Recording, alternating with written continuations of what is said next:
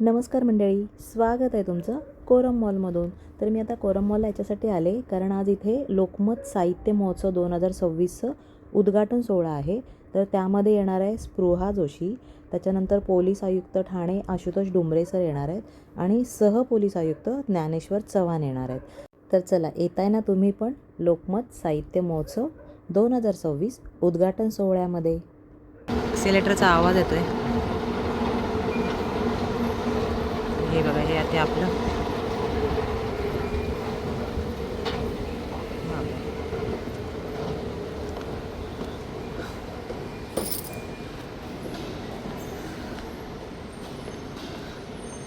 स्पृहा जोशी.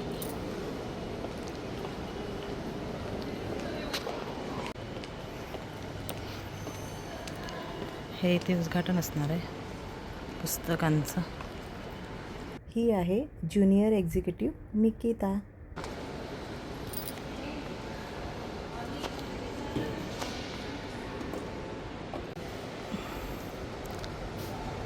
जा कविवर्य नारायण सुर्वे. हे 24 तारखेला हे सगळे येणार आहे. नमस्कार. कोरम मॉल अजून ओपन नाही झालं बघा, सगळे शॉप बंद आहेत आणि आम्ही इथे येऊन बसलो आहे. AC पण नाही चालू, गरम होतं. इथे ह्यांची पण तयारी चालू आहे, पोडियम लावत आहेत. इथे फोटोग्राफर आहे. इथे आपले जे प्रमुख पाहुणे आहेत ते आता यायला सुरुवात झालेली आहे.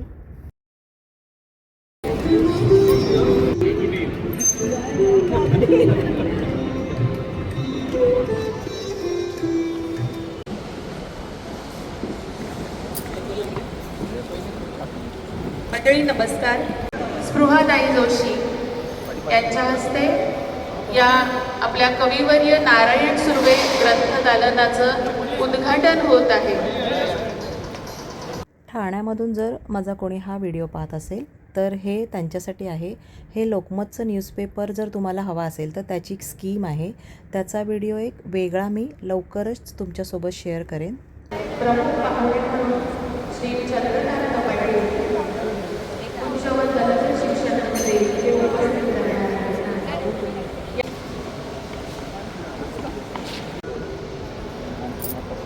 आवाजच नाही येत. आम्ही अनुभवलेला आहे. काही अनुभव आम्ही स्वतः घेतो आणि बरेचसे अनुभव आहेत की आपल्याला चांगल्या साहित्यातून चांगलं पुस्तक वाचनातून कादंबरी वाचनातून मिळत असतात. आणि एक इंग्रजीमध्ये बऱ्याचशा जीवनात आपली तो शरद नका झाली सुद्धा जतन करणारं असतं ते साहित्याच्या माध्यमातून आपल्याला अवगत होतात आणि त्याचा विषय घेऊ शकतो आणि आपल्या दैनंदिन जीवनात फायदा होतो. पोलीस म्हणून जर मला विचाराल तर वाचनामुळे निश्चितच आमचंही जीवन अधिक समृद्ध होतं. अधिक आम्हाला समाजातले वेगवेगळे जे विषय आहेत, समस्या आहेत, ज्या सकारात्मक प्रवृत्ती आहेत, काही नकारात्मक प्रवृत्ती आहेत, ती त्याची माहिती मिळते आणि त्यातूनच एक आमच्यासमोर येणारा जो आमचा कारभार असतो त्याच्या भावना अधिक संवेदनशीलतेने समजण्यासाठी आम्हाला या साहित्य वाचनाचा नक्कीच फायदा होतो. मला आल्यानंतर पुस्तक खरेदी न करता कसं झालं माहिती नाही. मला स्वतःला पुस्तक प्रदर्शनं, पुस्तकांची ही ग्रंथदालनं बघायला खूप आवडतं. आज लोकमत साहित्य महोत्सवामध्ये कविवर्य नारायण शिंदे ग्रंथदालन या नावाने हे ग्रंथदालन आहे आणि मराठीतली उत्तम पुस्तकं, उत्तम प्रकाशकांची पुस्तकं इकडे आहेत. म्हणजे काय म्हणतो, उद्घाटन झालं आहे. मॅजेस्टिक प्रकाशन व्यासपीठावर आमंत्रित करते. आज आम्ही स्पृहा जोशीताई, लोकमत मुंबई आवृत्तीचे संपादक माननीय अतुलजी कुलकर्णी, लोकमत समूहाचे उपाध्यक्ष श्री विजय शुक्ला आणि आपण जे आज ग्रंथदालन इथे उद्घाटित केलेलं आहे त्याचे लोकमत समूह आणि मॅजेस्टिक प्रकाशन यांच्या संयुक्त विद्यमाने आपण या ग्रंथदालनाचं आयोजन केलेलं आहे. त्याचे प्रमुख माननीय श्री अशोक कोठावळे सर आणि या कार्यक्रमासाठी उपस्थित ठाणेकर रसिक, लोकमत समूहाचे सर्व कार्यकर्ते, पदाधिकारी या सर्वांचं मी डॉक्टर ग्रंथदालन कार्यक्रमाच्या उद्घाटनासाठी प्रमुख उपस्थित असलेल्या सगळ्या मान्यवरांना मी विनंती करते की आपण या कार्यक्रमाची सुरुवात दीप प्रज्वलनाने करूया. धनसंपदा शत्रुबुद्धी विनाशाय दीप ज्योती नमस्तुते. दीप प्रज्वलनाने आपण कार्यक्रमाला सुरुवात करतोय. उद्घाटन केलेलं आहे.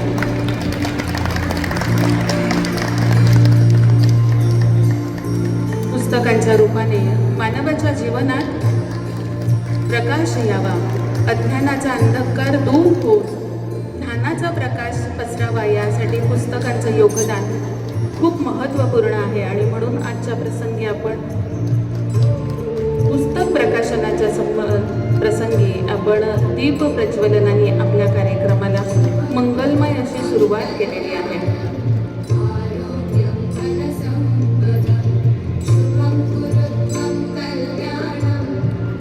लातूर येथे असताना राज्यात शांतता आणि सुव्यवस्था राखण्यासाठी केलेल्या उल्लेखनीय कार्याबद्दल महाराष्ट्र शासन अल्पसंख्याक आयोगाच्या वतीने राज्यपालांच्या हस्ते त्यांना महात्मा गांधी शांतता पुरस्कार मिळालेला आहे. आणि असे एवढे महान व्यक्ती आज आपल्या या ग्रंथदालनाच्या उद्घाटनासाठी आपल्याला लाभलेले आहेत. ज्ञानेश्वर चव्हाण सर, आपला सत्कार लोकमत समूहातर्फे झालेला आहे आणि पुढील सत्कार मॅजेस्टिक प्रकाशन तर्फे कोठावळे सर आपला सत्कार करत आहेत. अर्थातच गेले काही आपण पुष्पगुच्छ न देता ज्ञानपुष्प देऊन या कार्यक्रमात पाहुण्यांचं स्वागत करत असतो. साहित्यिक कार्यक्रम आहे आणि म्हणून पुस्तक भेट देऊन मान्यवरांचं स्वागत आणि सत्कार आपण करत असतो. आजच्या आपल्या दुसऱ्या पाहुण्या आहेत स्पृहाताई जोशी. आपण सगळेजण घराघरात त्यांना दूरदर्शन मालिकांमध्ये बघतोय. उंच माझा झोका या मालिकेतील त्यांची रमाबाई रानडेंची भूमिका आपल्या प्रत्येक महिलेच्या मनात घर करून गेली आहे. आणि हल्ली सगळीकडे संकर्षण व्हाया स्पृहा हा कार्यक्रम आपण सगळे गाज बघतोय. आणि त्या कार्यक्रमात ताई आपल्या कविता सादर करतात. आज या कार्यक्रमाला आपण ताईंना, त्या अभिनेत्री तर आहेतच पण त्या उत्तम कवयित्री आहेत. त्यांचे लोपामुद्रा आणि 2 पुस्तकं प्रकाशित आहे कवितेची. आणि त्यांच्या लोपामुद्रा या पुस्तकाचं रूपांतर मोडी लिपीमध्ये झालेलं आहे. अनेक उत्तमोत्तम कविता रसिकांना देणाऱ्या स्पृहाताई जोशी आज आपल्या ग्रंथदालनाच्या उद्घाटनासाठी आलेले आहेत. मी आपले लोकमतचे उपाध्यक्ष माननीय विजय शुक्ला सर आपल्याला विनंती करते की आपण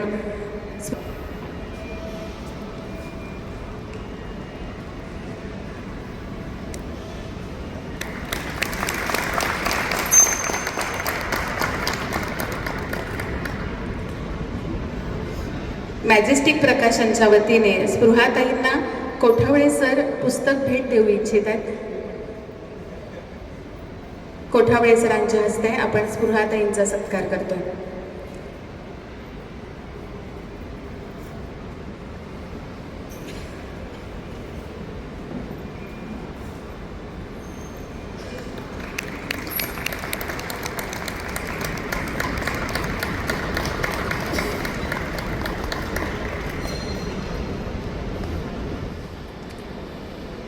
गेली 7 वर्ष लोकमत साहित्य पुरस्कार हे ठाण्यामध्ये होत आहेत आणि त्याचं श्रेय जातं माननीय श्री अतुल कुलकर्णी सरांना. लोकमतच्या मुंबई आवृत्तीचे ते संपादक आहेत. 1.5 ते 2 कोटी लोकसंख्येचा हा आपला व्यापक भाग आणि त्याची जबाबदारी तेवढीच समर्थपणे ते पार पाडतात. ते स्वतः लेखक आहेत. नमस्कार सर्वांना. या साहित्य महोत्सवात मी आपल्या मनापासून स्वागत करतो. ज्येष्ठ अभिनेत्री स्पृहा जोशीजी, सहआयुक्त श्री ज्ञानेश्वर चव्हाणजी, ज्यांच्या सहकार्याने आम्ही हा कार्यक्रम करतो आहे, मॅजेस्टिकचे सर्व श्री अशोक कोठावळे, समाजाची अभिरुची वाढवण्याचं, त्याचप्रमाणे समाज अधिक निरोगी करण्याची जी ताकद आहे ती निश्चितपणे साहित्यात आहे. त्याचा अनुभव आपण वेळोवेळी घेतलेला आहे आणि आज जी काही भारतीय संस्कृती आहे ती सर्वांपर्यंत पोहोचवण्याचं महत्त्वाचं काम कोण करत असेल तर ते साहित्याच्या माध्यमातून निश्चितपणे होत आहे. त्यामुळे समाज महत्त्वाचा आहे. जसं दैनंदिन जीवनात तुम्हाला संरक्षणासाठी पोलिसाची आवश्यकता वाटते, तसंच स्वतःला समाजाला निरोगी निकोप करण्यासाठी साहित्याची आवश्यकता तेवढीच म्हणजे गरजेची आहे. आणि त्यामुळे आता अतुलनी जे सांगितलं की वाचन संस्कृती कमी होत आहे असं काहींचा गैरसमज आहे, पण कविताही या निमित्ताने सादर करावी ही नम्र विनंती. नमस्कार. लोकमत मुंबईचे संपादक माननीय अतुल कुलकर्णी सर, आजच्या कार्यक्रमाचे अध्यक्ष माननीय ज्ञानेश्वर चव्हाण सर, लोकमत समूहाचे माननीय विजय शुक्ला सर आणि आपल्या मॅजेस्टिक प्रकाशनाद्वारे मॅजेस्टिक अशी साहित्य विश्वावरती छाप सोडलेले अशोक कोठावळे सर, या सगळ्यांना नमस्कार करते. आपल्या सगळ्यांना नमस्कार करते. आणि थोडक्यात आज इथे येऊन मला काय वाटलं त्याबद्दल थोडंसं सांगते. एकतर इतकं सुंदर प्रदर्शन, म्हणजे कधीही पुस्तक प्रदर्शनात जाणं हा इतका आनंदाचा अनुभव असतो, कारण याच्या सगळ्या आठवणी माझ्या बालपणाशी जोडलेल्या आहेत. माझ्या आईबाबांनी मला कायम इतक्या वेगवेगळ्या सांस्कृतिक कार्यक्रमांना नेलं त्यांच्यासोबत, आणि पुस्तक प्रकाशनाला किंवा पुस्तक प्रदर्शनाला जाणं ही माझ्यासाठी फार आनंदाची गोष्ट असायची. तुम्हाला गंमत सांगते, माझ्या 5व्या वाढदिवशी माझ्या आईने मला सांगितलं की आता मित्रमैत्रिणींना बोलवून केक कापून पार्टी करणं बंद, आता याच्यानंतर पार्टी नाही. पण माझ्या 5व्या वाढदिवसाचं गिफ्ट काय होतं माहिती आहे का सर? मला आईबाबांनी साने गुरुजींच्या गोड गोष्टींचे 10 भाग दिले होते. माझ्या आठवणीत असलेली, पुस्तकांशी निगडीत असलेली ही पहिली गोष्ट. तिथून वाचनाशी तर एक वेगळी आवड, वेगळी मैत्री जुळलीच, पुस्तकांची एक वेगळी मैत्री जुळली. हळूहळू माझं वाचन वेळ एवढं वाढत गेलं आणि आमच्या घरच्या सगळ्या लोकांना कळलं की स्पृहाला काही भेट द्यायची असेल तर ती पुस्तकं द्यायची. साधारण 3री-4थीत येईपर्यंत माझ्याकडे माझ्या स्वतःची 150 पुस्तकं झाली होती. आणि उन्हाळ्याच्या सुट्टीत जशी बाकीची मुलं खेळ खेळतात वेगवेगळे, मुली भातुकली खेळतात, एक टिपिकल म्हणूयात आपण, मुलं आणखीन काही खेळतात, खाली जाऊन क्रिकेट खेळतात, संध्याकाळी आम्ही बॅडमिंटन खेळायला जायचो, जिमनॅस्टिक्सची प्रॅक्टिस क्षिप्रा आणि माझी एकीकडे चालूच होती. पण माझा सगळ्यात आवडता खेळ मे महिन्याच्या सुट्टीतला आणि दिवाळीच्या सुट्टीतला होता लायब्ररी. माझी आजी एक दिवस, कारण इतका कंटाळा यायचा, रोज उठून करायचं काय, दिवसाची 24 तास घरात बसायची सवय नाही, शाळेच्या सुट्ट्यांमध्ये करायचं काय, तर एक दिवस माझी आजी मला असं म्हणली की एवढी पुस्तकं आहेत तुझ्याकडे, चल आपण घरी तुझी लायब्ररी तयार करूया. आणि आम्ही रीतसर त्या सगळ्या पुस्तकांना खाकी कव्हरं घालून, त्यांना नंबरिंग करून, त्याचा कॅटलॉग करून माझी एक लायब्ररी केलेली होती. आणि माझ्याकडे माझ्या सगळ्या शाळेतल्या मैत्रिणी लायब्ररी म्हणून यायच्या पुस्तकं घ्यायला. या अशा पद्धतीच्या घरात मी वाढले, याचा मला इतका जास्त आनंद आहे. आमच्याकडे पुस्तक संग्रह करायची सगळ्यांना मनापासून खूप आवड होती, आणि पुस्तक संग्रहासोबतच वेगवेगळ्या पद्धतीची कात्रणं करणं, चिकटवह्या करणं, त्याच्यासाठी वर्तमानपत्र वाचणं, ही आवड मला माझ्या आजी आजोबांकडून लागली. आणि हळूहळू करता करता असं लक्षात यायला लागलं की आपला हा खजिना इतका मोठा मोठा होत चाललाय. मला असं वाटतं कुठल्याही गोष्टीची सुरुवात आपल्या लहानपणात होत असते, आणि कदाचित आईबाबांनी अशा पद्धतीने पुस्तकं हाताळायची सवय लावली नसती. सर मगाशी इतका छान मुद्दा त्यांनी मांडला बोलता बोलता, की तुमच्याकडे समजा लहान मुलं असतील तर त्यांना घेऊन या, त्यांना इथं नुसतं फिरू दे. आज मला माझ्या लहानपणातली 2-3 पुस्तकं इथं मिळाली. कविता लिहिली, छोटीशी आहे, पटकन ऐकवते. टेक्नॉलॉजी बदलते, तंत्रज्ञान बदलतं, त्यानुसार कदाचित आपल्याला थोडंसं अपडेट करता येईल का याचाही विचार करूया. मराठी पुस्तकं पोहोचवायची असतील तर आणखीन काय करता येईल याचाही विचार करूया. सोशल मीडिया आहे आणि त्याला टाळून आपण पुढे जाऊ शकत नाही, हे सत्य आता आपण सगळ्यांनी मान्य केले. तर त्याच्यावर चिडचिड करण्यापेक्षा आम्ही आमच्या परीने काय प्रयत्न करतो ते फक्त थोडक्यात सांगते. लोपामुद्रा नावाचं एक पान मी फेसबुकवरती सुरू केलं होतं. मला असं वाटलं की समजा एक कविता एकाच वेळेला, समजा 1 मिलियन तुमचे फॉलोअर्स आहेत, म्हणजे 10 लाख लोक झाले. एक कविता प्रत्येक दिवशी जर आपण आपल्या पेजवरनं त्या लोपामुद्राच्या पोस्ट केली तर 10 लाखापैकी 1 लाख लोक तरी ती कविता वाचतील. आणि 1,00,000 लोकांनी रोज एक मराठी कविता वाचली तर किती सुंदर गोष्ट आहे. अशा पद्धतीचा एखादा उपक्रम किंवा यूट्यूबवरती माझ्या चॅनलवरून मी मराठी साहित्य, मराठी पुस्तकं, मराठी कविता हे सादर करायचा प्रयत्न करत असते. समजा लोकमतसारख्या एखाद्या उत्तम माध्यमाची त्याला जोड मिळाली. थोडक्यात काय जोड म्हणजे काय, समजा एखादा पोस्ट केलेला व्हिडिओ आपण नुसता रिपोस्ट जरी करू शकलो तरी आपल्या सगळ्यांचे फॉलोअर्स एकत्रित येऊन ते तितक्या लोकांपर्यंत पोहोचेल. आत्ताच्या काळामध्ये लहान मुलांसाठी चिकू पिकू सारखं एखादं मासिक आहे, जे मासिकसुद्धा बनवत आहेत. ते पुस्तक रूपाने सुद्धा लहान मुलांपर्यंत जात आहे आणि त्या मासिकातलं साहित्य ॲपच्या माध्यमातून सुद्धा लहान मुलांपर्यंत पोहोचतं आहे. लहान मुलांना ऑडिओ व्हिज्युअलच्या माध्यमातून त्या गोष्टी ऐकू येत आहेत, त्या कविता ऐकू येत आहेत. कदाचित ही सुरुवात असेल आणि मग हळूहळू करत ती मुलं त्या पुस्तकांकडे वळतील. किंवा महती इंटरनॅशनल नावाची एक छोटीशी संस्था आहे, आत्ता घरगुती व्यवसाय आहे त्यांचा. ती मंडळी इंग्रजी पुस्तकांच्या क्वालिटीची मराठी पुस्तकं 6 महिने ते 6 वर्ष या वयोगटातल्या मुलांसाठी तयार करतात. त्याचं मार्केट आत्ता त्यांना करता येत नाही आहे, मार्केटिंग नीट करता येत नाही आहे. पण अशा पद्धतीचा प्लॅटफॉर्म जर का त्यांना मिळाला तर कदाचित हेच खूप जास्त लोकांपर्यंत पोहोचू शकेल. आणि आपण जे करायचा प्रयत्न करतो आहोत ते आपण जास्ती छान पद्धतीने आत्ताच्या मुलांपर्यंत त्यांना आवडणाऱ्या भाषेत, त्यांना आवडणाऱ्या पद्धतीने सादर करू शकू.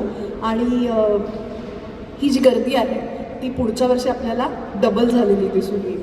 आणि गर्दीच महत्त्वाची असते असं नाही, पण गर्दीत सुद्धा जर का आपल्याला दर्दी शोधता आले तर तो फार आनंदाचा भाग असेल. आत्ता इतकंच बोलते आणि थांबते. पुन्हा एकदा या समारंभासाठी मला बोलावल्याबद्दल मनापासून आभार. Thank you so much. Korum mall Thane येथे हे पुस्तक प्रदर्शन आहे 3 दिवसाचं. आज पहिलाच दिवस आहे. जर कोणाला जायचं असेल तर इथे जाऊन तुम्ही पुस्तकं खरेदी करू शकता. इथली प्रत्येक एक पुस्तक फक्त आणि फक्त आपल्या मराठी भाषेमध्ये आहे. याचा खूप अभिमान वाटला ऐकून. इथे एकही हिंदी किंवा इंग्लिश किंवा वेगळ्या भाषेतलं पुस्तक नाही आहे. सर्व पुस्तकं मराठी आहेत. तर निश्चितच ज्यांना पण पुस्तकं वाचायची आवड आहे त्यांनी एकदा कोरम मॉलला जाऊन या पुस्तक प्रदर्शनाला नक्की भेट द्या. आणि जर तुम्हाला आवडलीच पुस्तकं तर नक्की खरेदी करा.